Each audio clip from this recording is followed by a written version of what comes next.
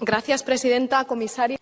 Thank you, President. Commissioner, we have a dangerous delinquent who is now President of the US. Donald Trump is currently the greatest threat to democracy and human rights. And the thing is that Donald Trump and the super rich friends he has who are leading the international stage now are not mad. They are simply proponents of a neoliberal system which is destroying life on this planet.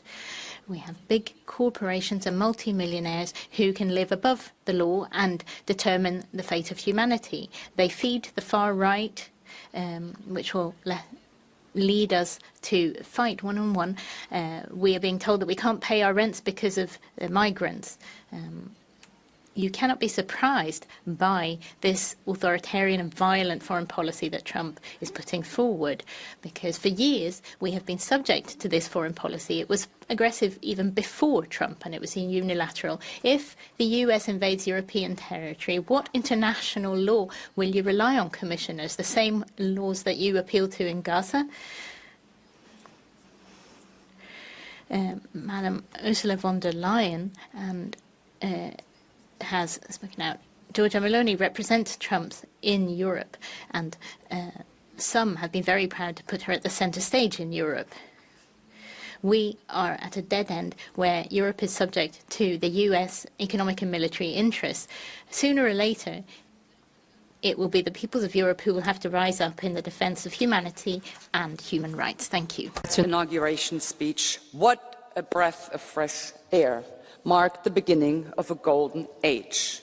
Donald Trump will restore inner security by closing the border and deporting all illegal immigrants. He called out the climate change as the hoax it is, and he will end this gigantic taxpayers' milking machine called the Green Deal. He will stop the overreach of the pharma lobby posing as WHO by withdrawing from it. In short, Donald Trump will undo all of the freedom, democracy and the rule of law undermining measures that you have been working so hard on imposing on the people. The EU has robbed the member states of their sovereignty, destroyed their economic power, devalued their currency, disenfranchised their citizens. All of this needs to stop. We need to go back to the foundation of democracy, rule of the people, for the people, by the people. And the beautiful sound of freedom ringing throughout the entire world yesterday should inspire us. Let's make Europe great again. And if the EU refuses, then guess what? We will just do it without you. But it will happen. Let's make Europe great again. Thank you. Madam is there for 30 seconds. Mr. Saramo. Thank you, Madam Chair. I would like to know how much oil and gas does Germany have? Because you want to support Trump, who is fighting against Europe, who is threatening us with tariffs against German labor, against German products. Why are you supporting Trump that is threatening Greenland, part of Denmark? Why are you supporting Trump, who is definitely against us, against just normal European people and European democracy? Number one, Donald Trump is not against us, the people. Donald Trump is against the globalitarian misanthropists.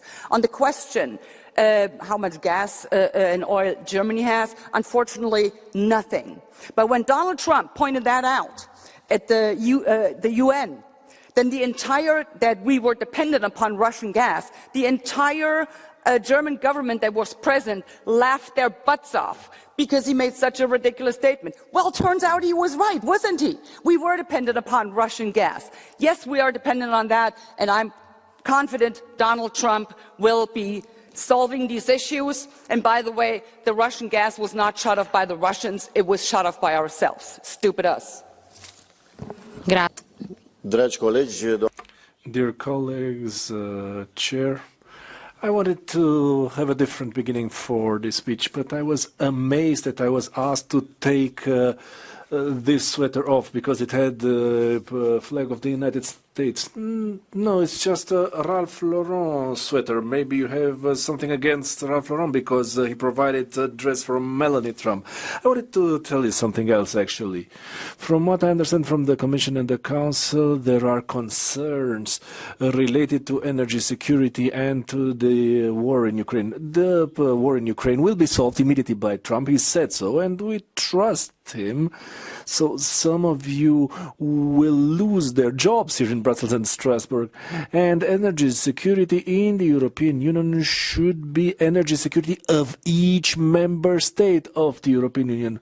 Well, in Romania, a country at the borders of the empire where I come from, after closing down the mines and after you have intervened with different NGOs showing us that we have to protect the environment, which blocked some water plants, we lost energy security, and because we are exporters, gas exporters, we are speaking about gas throughout Europe, and when they come back to us, our citizens have to pay very high prices.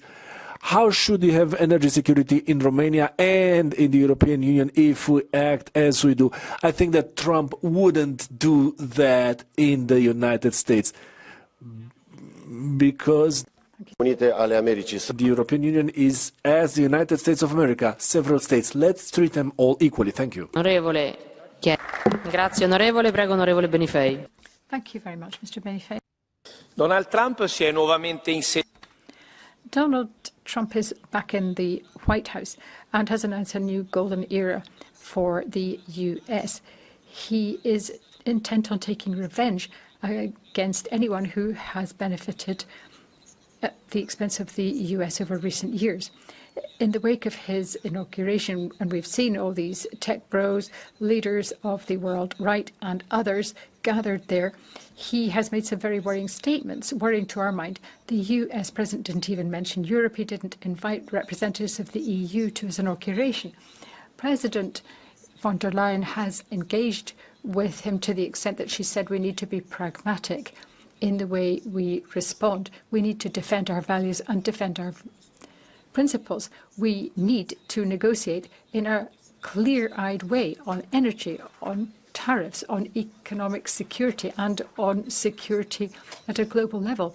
We need to recognize that we are far apart in terms of regulation of digital space, but nevertheless, we need to maintain our principles, and we need to insist on respect for a constructive approach, which is what we adopt at all times here. The President of the Commission and the President of the Council need to be unequivocal, and I am sitting here in my capacity as Chairman of the US delegation. We will do everything we can to drive forward the European agenda on the basis of open-mindedness, openness to dialogue, but with the firm conviction that we stick to our own principles and the commitments we have made to our citizens, which are sacrosanct. Thank you. Thank you very much. In the last month or so, we have seen increased interest on the part of President Trump in Greenland and its future. This has been on everybody's lips, and the people of Greenland, through their ministers, have said that Greenland is not for sale, and they never will be for sale.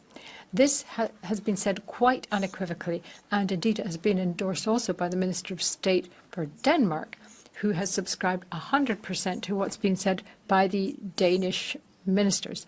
Therefore, the situation is quite clear. What has to be decided regarding Denmark will be decided, regarding Greenland will be decided by the people of Greenland. Having said that, of course, we face a new reality in America, but the US is our strongest ally, and we need to keep that in mind.